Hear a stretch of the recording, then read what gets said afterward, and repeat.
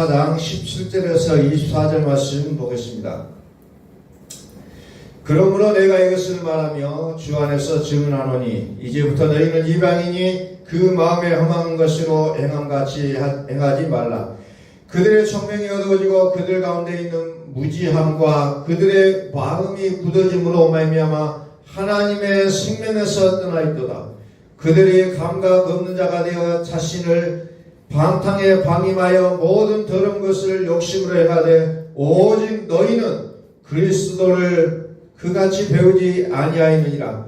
진리가 예수 안에 있는 것 같이 너희가 참으로 그에게서 듣고 또한 그 안에서 가르침을 받았을진데 너희는 유혹의 욕심을 따라 썩어져가는 구습을 따르는 옛사람을 벗어버리고 오직 너희의 심령이 새롭게 되어 하나님을 따라 의와 진리의 거룩함으로 지으심을 받은 새 사람을 입으라. 아멘.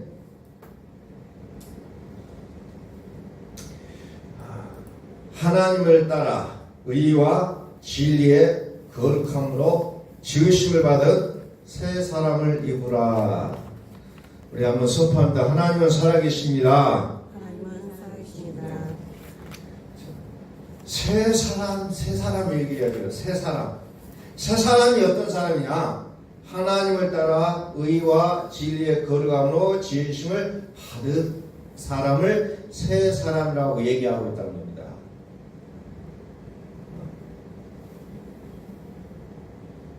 그냥 교회에 나왔다고 해서 새 사람이 아니라 의와 진리의 거룩함으로 지으실 받은 사람, 이 사람이 새 사람이다 라고 오늘 성경은 우리에게 말씀하고 있답니다. 의와 진리의 거룩함, 의와 진리의 거룩함. 예수는 우리의 범죄함 때문에 내어짐이 되고 우리를 의롭게 하기 위하여 살아나셨느니라. 예수 그리스도 예수로 지으심을 받은 자가 새 사람이다 이렇게 말씀하고 있다는 거죠. 이제 오늘 말씀을 이제 어떤 부분으로 이제 들어가게 말씀을 전달해야 될 것인가를 참 고민을 하면서 계속적으로 우리의 삶 속에서 싸우고 있는 내용 중에 하나가 정말 내가 예수를 믿고 사는 사람이냐 아니면 그렇지 않은 사람으로 살아갈 것이냐는 부분을 우리는 끊임없이 시험하고 산다는 겁니다. 오늘 성경에도 마찬가지로 예수를 믿는 사람과 그렇지 않은 사람의 내용을 구분해서 기록을 하고 있다는 겁니다.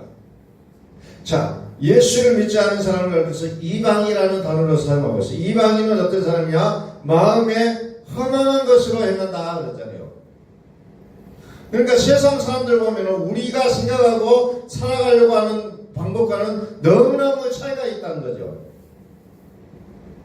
그래서 결국은 그들의 모습은 잘나고 똑똑하고 그런 것 같지만 결론이 뭐예요? 18절에 보니까 총명이 어두워지고 무지하고 그들의 마음이 굳어짐으로 말미암아 하나님의 생명에서 떠나 있다는 거죠. 그런데도 불구하고 예수 믿는 우리가 여전히 그들을 부러워하고 살아갈 때가 있다는 겁니다. 그런데 성경은 이것을 좋은 현상으로 보지 못하고 있다는 겁니다. 생명에서 떠나 있는데 우리는 그 생명에서 떠나 있는 그들의 삶을 우리는 좀 부러워하고 있을 때가 있다는 겁니다. 결국은 세상의 삶은 결론을 어찌겠냐? 감각 없는 자가 되어버린다는 겁니다. 그래서 내가 어떻게 살아가는지 어떤 게 이런 것은 감각이 없어요. 새 사람이 새로운 삶을 살아가는 우리에게 다시 한번 말씀을 통해서 우리에게 결단을 요구합니다. 새 사람은 어떻게 살 것이냐? 의와 진리의 거룩함으로 지으심을 받은 새 사람. 23절에 심령이 새롭게 되어 22절에 유혹의 욕심을 따라 썩어져가는 구습을 따른 옛사람을 벗어버리고, 이게 내가 예수 그리스도를 믿고 사는 것이 어떤 것이냐? 옛날 것을 버리라는 거예요. 옛날 것을 버리지 않고 그것을 끌어안으면서 나는 예수를 믿고 그리스도를 나는 믿고 있습니다라고 말하지 말고 옛사람을 벗어버리라고 얘기하고 있잖아요. 내가 예수 그리스도를 믿기 전하고 후하고의 나의 모습이 완전히 달라질 것을 성경은 요구하고 있다는 겁니다. 진리가 예수 안에 있는 것 같이 내가 참으로 그에게서 듣고 또한 그 안에서 가르침을 받았을진데, 진리가 예수 안에 있는 것 같이 너희가 참으로 그에게서 듣고 또한 그 안에서 가르침을 받았을진데, 이제 우리가 그리스도의 가르침을 받았다면 과거에 살아왔던 나의 생각, 나의 행동들 버리시라는 거예요. 왜? 과거의 나의 모습은 생명과는 거리가 멀다는 겁니다. 이제 우리 새 사람이 됐다면 이제는 어떤 것을 가지고 사느냐? 생명을 우리는 생각하라는 겁니다. 과연 이것이 생명이냐? 사망이냐 생명이냐?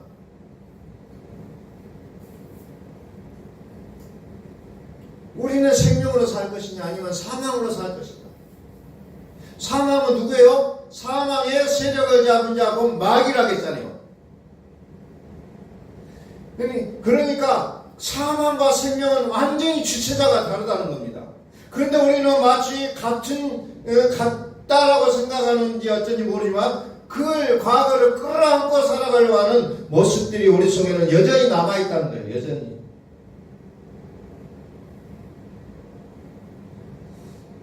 그럼 우리가 어떻게 해야 새 사람으로 갈 수 있느냐? 의와 진리의 거룩함으로 어떻게 지으심을 받아야 되느냐? 요한복음 6장 35절 봅니다.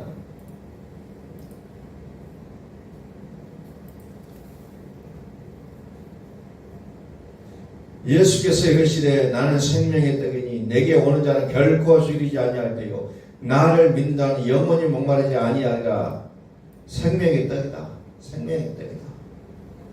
그러나 내가 너희에게 이르기를 너희는 나를 보고도 믿지 아니하는도다 하였느니라. 아버지께서 내게 주시는 자는 다 내게로 올 것이요 내게 오는 자는 내가 결코 내쫓지 아니하리라. 내가 하늘에서 내려온 것은 내 뜻을 행하려 함이 아니요 나를 보내신 이의 뜻을 행하려 함이니라. 나를 보내신 이의 뜻은 내게 주신 자 중에 내가 하나도 잃어버리지 아니하고 마지막 날에 다시 살리시는 이것이니라. 내 아버지의 뜻은 아들을 보고 믿는 자마다 영생을 얻는 이것이니 마지막 날에 내가 이를 다시 살리라 하시니라. 영생을 얻게, 생명을 얻게 한다. 생명을 얻게 한다.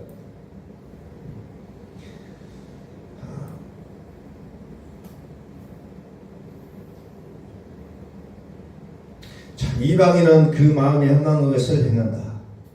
이방인은 그 마음을 생각. 그러므로 인해서 마음이 그들에게는 무지하고 마음이 굳어짐으로 인해서 하나님의 생명에서 떠나 있다. 하나님의 생명에서 떠나 있는 그들과 우리는 완전히 다르게 살아가면 어떻게 되냐? 생명의 떡을 먹으라는 겁니다. 생명의 떡을 먹으라. 생명의 떡을 먹으라. 내가 곧 생명의 떡이니라. 내 살을 먹으라. 내 살을 먹으라. 그래서 광야에서 만나를 주우면서 너희는 이 만나를 먹은 것처럼 먹었을 때 살아나는 것처럼 너희는 생명의 떡을 먹었을 때 영생할 것을 구약 성경에서 이미 그들에게 알려주었다는 거죠. 자, 51절. 나는 하늘에서 내려온 살아있는 떡이니 사람이 이 떡을 먹으면 영생하리라. 내가 줄 떡은 곧 세상의 생명을 위한 내 살이니라. 하늘에서 비처럼 내려오는 그 만나를 먹어도 너희의 생명이 연장됐지만, 그러나 이것은 때가 되면 또 죽을 수밖에 없지만, 하늘에서 진짜 내려온 내가 생명의 떡인데 나를 먹는 자는 영원히 산다는 거죠. 영원히 산다. 그래 내 살을 먹으라는 거죠. 내 살을 먹으라. 내 살을 먹으라.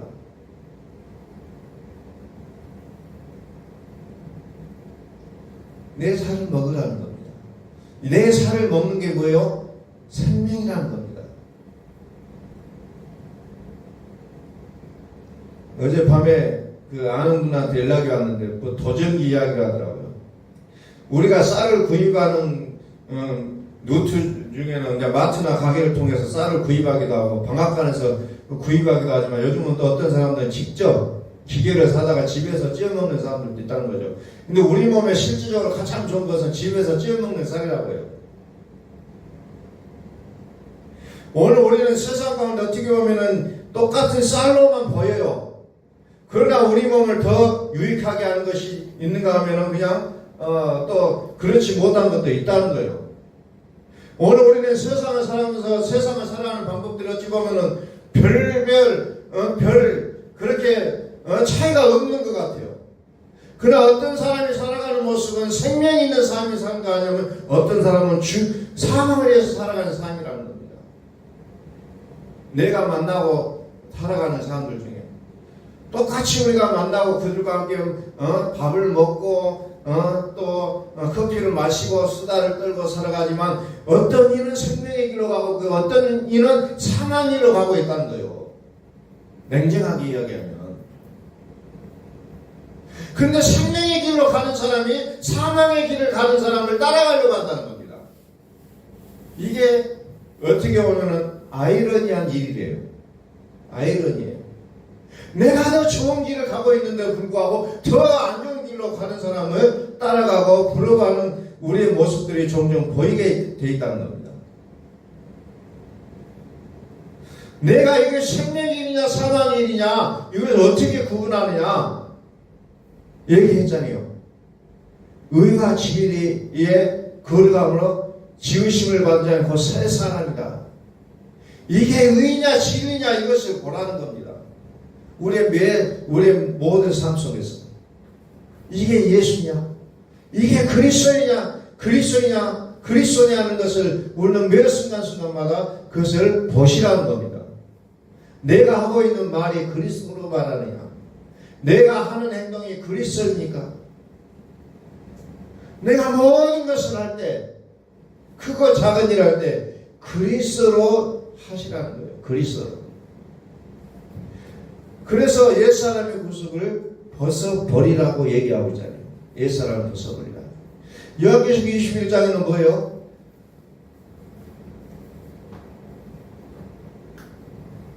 새하늘과 새 땅을 보니까 반면에 처음 하늘과 처음 땅이 없어졌다고. 바다도 있지 않더라 그랬어요. 다시 말해서 옛날에 우리는 그것이 최고고 그 전부였는데 그것마저도 없어져 버린다는 겁니다. 오늘 우리가 이 땅에 살아가면서 하늘 없이 땅 없이 바다 없이 태양 없이 달이 없이 살아간다는 것은 이건 상상할 수 없는 일이에요. 그러나 새하늘과 새 땅을 보면 그거 다 사라진다는 거죠. 그게 다 사라져요. 내가 그렇게 생명처럼 여겨왔던 것 내가 절대적으로 여겨왔던 것이 결국은 끊쳐져 버리고 만다는 겁니다. 또 내가 새하늘과 새 땅을 보니 처음 하늘과 처음 땅이 없어졌고 바다도 다시 있지 않더라. 또 내가 봄에 거룩한 성 예루살렘이 하나님께로부터 하늘에서 내려오니 그 준비한 것이 신부가 남편을 위하여 단장한 것 같더라. 완전히 다 새 거예요. 그냥 이것이 과거에 있던 것이 끌고 가서 있는 것이 아니라 하나님은 애시당초 새하늘과 새 땅, 새 나라를 만들 때는 완전히 과거에 있었던 건 다 없애버리고 새롭게 출발하시는 모습을 우리는 볼 수가 있다는 거죠. 새로워요.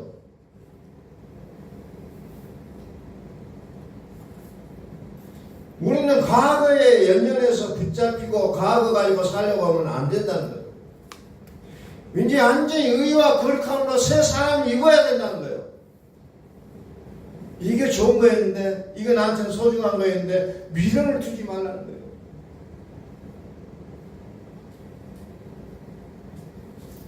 누시의 아내가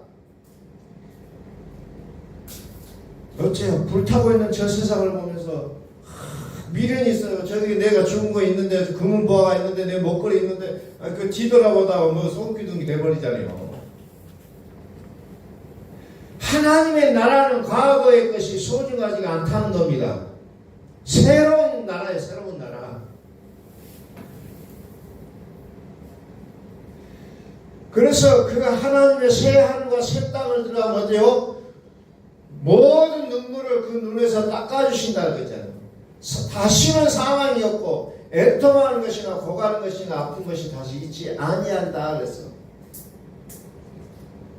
처음 것들이 다 지나갔으니라.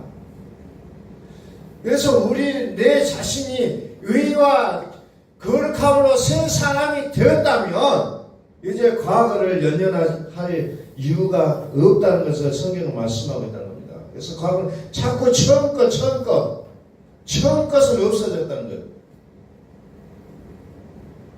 처음 것은 없어졌어요. 고린도후서 5장에 보니까 손으로 지은 것이 아니고 하늘에 있는 영원한 집이 우리에게 있다는 겁니다. 그렇게 되려면 어떻게 하냐? 우리의 장막집이 무너져야 된다는 거예요. 이게 우선이라는 겁니다. 내 손으로 해왔던 모든 과거가 없어져야 새 것을 받을 수가 있다는 거예요. 그래서 2절에 보니까 뭐예요? 참으로 우리가 여기서 탄식하며 하늘로부터 오는 우리 처소를 덧입기를 간절히 사모합니다. 탄식하면서 우리는 하늘로부터 오는 우리의 처소를 덧입기를 간절히 사모한다는 거예요. 우리는 탄식이 나올 수밖에 없어요. 그러나 탄식하면서도 버티라는 겁니다. 그러면은 하늘로부터 오는 우리의 처소를 덧입혀진다는 거예요. 그래서 우리가 이 시간에 탄식하는 이 모습이 우리에게는 소중한 시간이라는 겁니다. 탄식하셔야 돼요. 그것을 피하려고 해서는 안 된다는 겁니다. 탄식했을 때 하늘로부터 오는 우리의 처소로 덧입기를 간절히 사모한다는 거죠.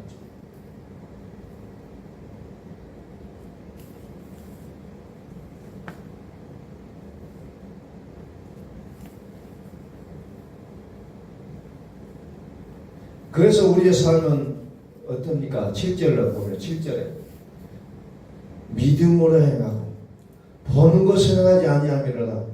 이 구절이 단순해요. 믿음으로 행하고 보이는 것을 행하지 아니함이라. 우리는 거꾸로 보이는 것을 행하고 믿음으로 하지 않는다는 거예요. 이제 우리의 삶의 모습을 조금은 변화되기를 예수 그리스도로 선포합니다.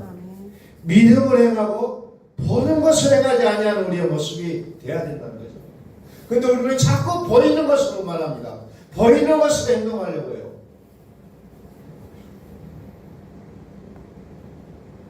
보이는 것으로 결정을 해본다는 겁니다. 그러나 믿음으로 보자는 겁니다. 이스라엘 백성들이 애국 군사들을 피해서 도망가다가 앞에 홍해가 나왔어요. 홍해가 나왔으니 그들은 영락없이 죽었어요. 눈으로 보이는 것은. 그러나 그들은 믿음으로 어때요? 홍해로 들어가잖아요. 그러니까 홍해가 육지같이 갈라져 버리잖아요. 믿음으로 행하라는 거예요. 믿음으로. 보이는 것으로 결정하지 말고 보이는 것을 행하지 말고 하나님의 말씀이 그렇다면 아멘 하고 달려가자는 겁니다. 이게 이런 믿음이 돼야 된다는 거예요. 믿음으로 행하고 보는 것을 행하지 아니함이로다. 이제 우리 교회들이 이제 보여지는 것으로 결정해버리는 것이 아니라 믿음으로 결정할 수 있기를 예수 그리스도로 선포합니다. 사람이 많아서 믿음이 많은 것이 아니라 사람은 적어도 예수 그리스도를 그 믿는 믿음이 강한 사람이 모여야 된다는 거예요.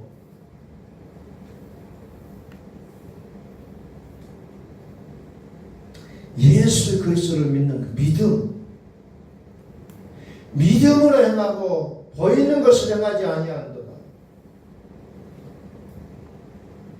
그래서 성경은 우리에게 뭐라 합니까? 고린도후서 5장 17절에서 우리를 가르쳐서 뭐라고 해요? 새로운 피조물이라고 얘기하잖아요.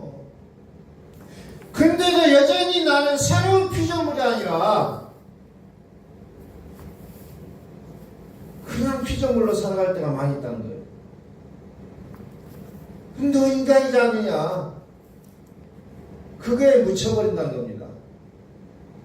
항상 성경은 뭘 얘기합니까? 이전 것은 지나갔으니 뭐라 새 것이 되었도다. 지나가야 돼요. 옛사람을 벗어버려야 돼요. 처음 땅과 처음 하늘과 처음 땅이 없어져야 된다는 겁니다. 근데 우리는 이걸 없애지 않고 적당히 끌어안고 새하늘과 새 땅을 맞이하려고 하는 우리의 어찌 보면은 좀 구태의연한 우리의 모습이 있다는 겁니다.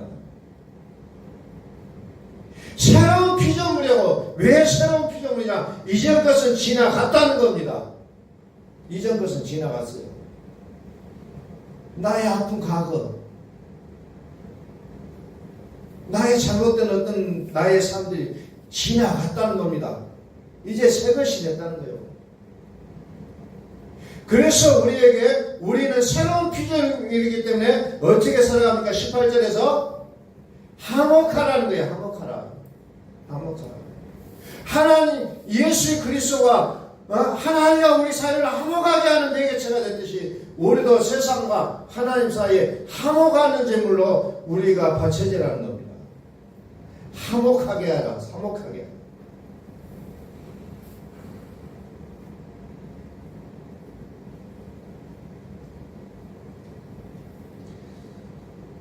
우리가 어떤 참 곤욕스러운 경우들이 어떤 경우들이냐면은 정말 그분이 존경 많은 장로님과 권사님인데 세상에 가서 사람들과 섞여 살아가는 모습을 보면은 그 사람 때문에 화근이 되어서 싸움이 나고 막 불화가 일어나는 그런 것들을 종종 본다는 거예요.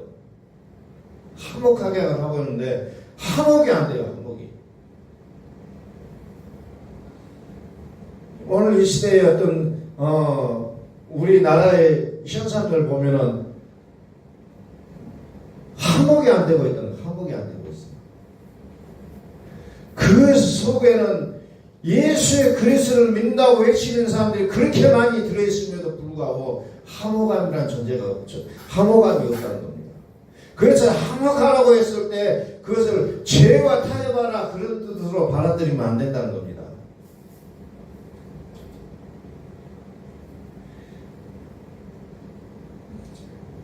화목하라.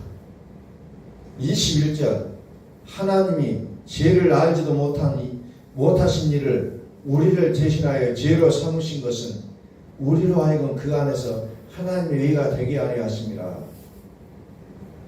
예수님이 왜 우리 죄를 위해 죽어주셨느냐? 우리가 하나님의 의가 되라고 예수님이 우리를 위하여 죽으셨다는 거예요. 나도 세상을 향하여 나도 죽어줄 수가 있다면 죽어지는 것이 어찌 보면 예수님께서 가셨던 그 길을 우리가 다른 자의 모습이 아닐까 생각이 되죠.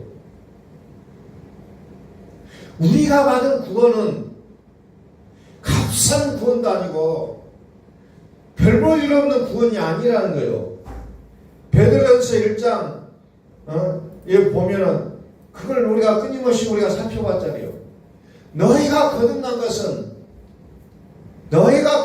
것은 썩어진 씨로 된 것이 아니오 썩지 아니하 씨로 된 것이니 살아있고 항상 있는 하나님의 말씀으로 되었느니라.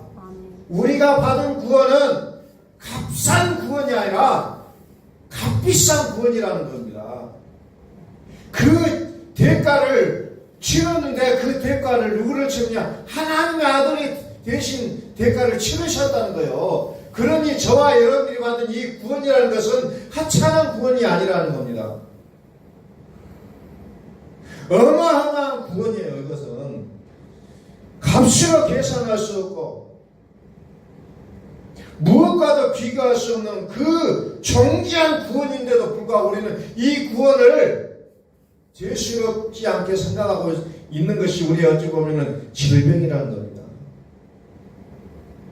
이 고귀한 구원을 우리는 좀 우리의 마음속에 좀 강하게 좀 붙잡고 살았으면 좋겠어요.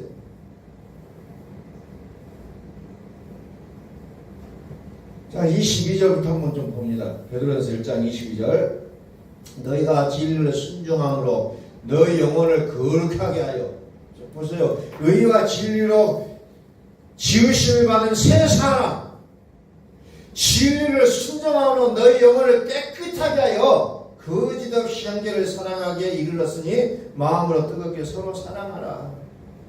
너희가 거듭난 것은 썩어질 씨로 된 것이 아니오 썩지 아니할 씨로 된 것이니 살아있고 항상 있는 하나님의 말씀으로 되었느니라. 그러므로 모든 육체는 풀과 같고 그 모든 영광은 풀의 꽃과 같으니 풀은 마르고 꽃은 떨어지도 오직 주의 말씀은 세세토록 있도다 하였으니 너희에게 전한 복음이고 이 말씀이라. 복음. 우리 한번 선포합니다. 하나님은 살아계십니다. 항상 있는 하나님의 말씀으로 우리가 거듭났어요. 오직 주의 말씀은 세세토록 있다는 겁니다. 그 말씀이고 복음이라고 했잖아요. 오늘 우리는 복음으로 구원받았고 복음으로 교회를 세웠고 복음으로 우리의 삶을 살아가고 있다는 겁니다. 복음. 자, 음식이라는 것은 우리의 몸의 건강을 좌지우지하고 있습니다. 그러나 우리는 무엇을 하는, 율법은 사망이라고 했는데 복음은 영생이라고 했는데 우리는 무엇을 받고 살아야 될 것이냐? 우리는 이것에 따라 우리의 운명이 결정된다는 거예요. 그런데도 여전히 율법을 붙잡고 이것을 부여하고 끌어안고 이것이 생명이냐 살아갈 것이냐, 아니면 복음을 우리는 믿고 의지하고 살아갈 것이냐, 이거에 따라 우리의 운명은 분명하게 결정이 되어진다는 겁니다. 성경은 복음이 생명이라고 했어요. 율법, 나의 생각, 나의 습관, 나의 어떤 배움, 이것이 생명이 아니라 복음이 생명이라는 겁니다. 복음이. 그래서 우리는 예수님의 살과 피를 먹고 마시지 아니하면 예수님과는 아무런 관계가 없다는 거예요. 그래서 세상에 어떤 일을 했을지라도 이거부터 시작하자는 거예요. 누가복음을 대어빌로 각하에게 누가가 편지를 쓴 내용이 누가복음이요. 거기서도 뭡니까? 당신이 아무리 권력을 잡은 자일지라도 이제 당신은 무엇부터 시작하니까 예수의 살과 피를 먹고 마시는 것부터 시작하라는 거예요. 그래야 당신이 구원받을 수 있다는 것을 누가복음은 그렇게 기록하고 있다는 겁니다. 아무리 권력자일지라도, 아무리 많은 것을 배웠다 할지라도 그런 것들 다 내려놓고 무엇부터 해야 됩니까? 예수님의 살과 피를 먹고 마시는 것부터 시작하는 거죠. 다시 말해서 예수님이 나의 범죄함 때문에 내어짐이 되고 나를 의롭게 하여 살아나셨음을 우리는 우리의 인생에 이제 기초로 삼으라는 겁니다. 이것부터 시작하라는 거예요. 그게 복음이잖아요.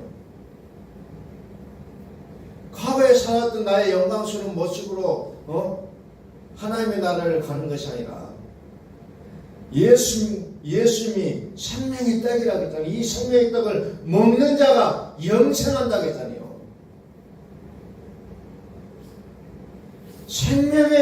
세상의 생명을 위한 내 살이다. 내 살이다. 그러니 내 살을 먹으라. 내 살을 먹고 내 피를 마신 자는 영생 가졌고 마지막 날에 내가 그를 살리리라. 내 살은 참된 양식이요 내 피는 참된 음료로다. 내 살을 먹고 내 피를 마시는 자는 내 안에 거하고 나도 그의 안에 거하나니 살아계신 하나님께서 나를 보내시면 내가 아버지로 말미암아 사는 것 같이 나를 먹는 그 사람도 나로 말미암아 살리라. 그래서 우리가 성찬에 그 의미를 부여하고 우리가 성찬식을 하잖아요. 내 살을 먹는다, 내 피를 마신다는 건 무슨 말이에요? 내가 그를 전적으로 믿는다는 거예요. 믿음으로 말미암아 살리라. 그래서 우리 기독교는 믿음으로 말미암아 살리라요. 무엇을 행함으로 말미암아 살리가 아니라 믿음으로 말미암아 살다는 겁니다. 믿음으로 믿음에 이르게 하나니 믿음으로 말미암아 살리라. 이게 기독교라는 겁니다. 근데 여전히 우리는 그것을 혼돈하고 오해하고 살아가는 모습이 너무나도 많다는 겁니다. 살아계신 하나님을 우리의 마음 가운데 모시고 살아갈 수 있기를 간절히 소망합니다. 이것만이 나를 살릴 수 있는 유일한 길이라는 거예요.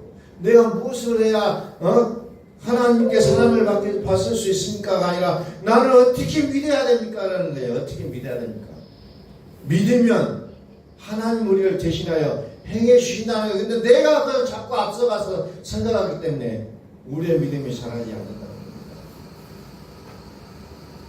그래서 우리 교회가 사랑하는 우리 모든 성도님들이 어떤 보여지는 것으로 하는 것이 아니라 말씀으로 믿어가는 삶을 살아갈 수 있기를 예수의 그리스도의 이름으로 선포합니다.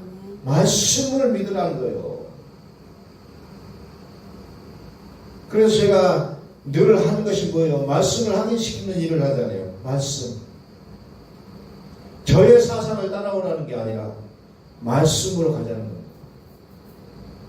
그래서 교회라는 것은 어떤 지도자가 존재하지 않을지라도 말씀이 계신다면 교회는 되어질 수가 있다는 거예요.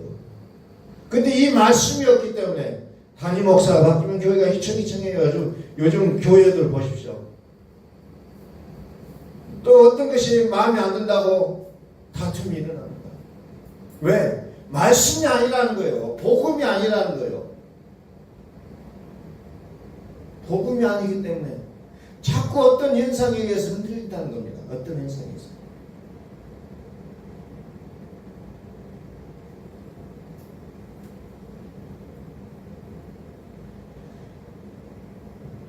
어떤 현상, 나타나는 것, 보여지는 것으로 좌지우지해 버린다는 겁니다. 요즘 교회들처럼 믿음이 없는 시대도 아마 드물 거예요. 모든 것이 자기 눈에 보이는 대로, 자기 생각대로 안 되면 끝나는 게 믿음이라는 거죠. 그래서 우리의 믿음의 기초는 어디입니까? 예수 그리스도 반석위에 세우라는 거예요. 반석위에. 그러면 여기는 비바람이 몰아치고 폭풍이 몰아쳐도 흔들리지 않는다고 했잖아요. 흔들리지 않는다. 흔들린다는 건 뭡니까? 모래 위에 그 성을 쌓았다는 거예요. 모래 위에. 저와 여러분들의 믿음은 반석 위에 세워지시기를 예수 그리스도 이름으로 간절히 축원합니다. 반석 위에 세워진 우리의 집이 되어야 된다.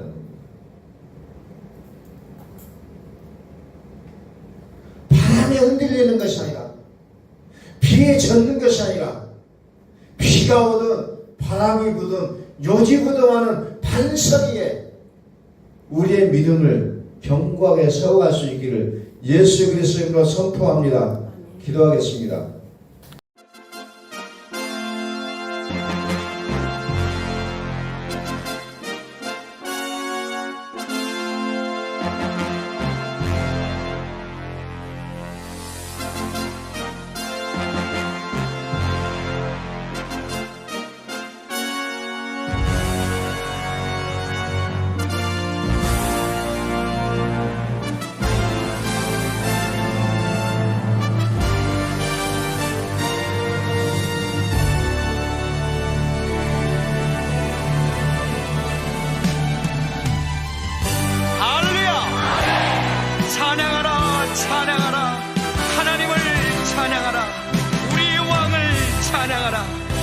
주님은 온 땅의 왕이 되시며 열방을 치리하시니 그 이름을 선포합시다. 지존하신 주님 이름 앞에 오늘 무릎 꿇고 다 경배해. 거룩하신 주님 보좌 앞에 엎드려 절하세.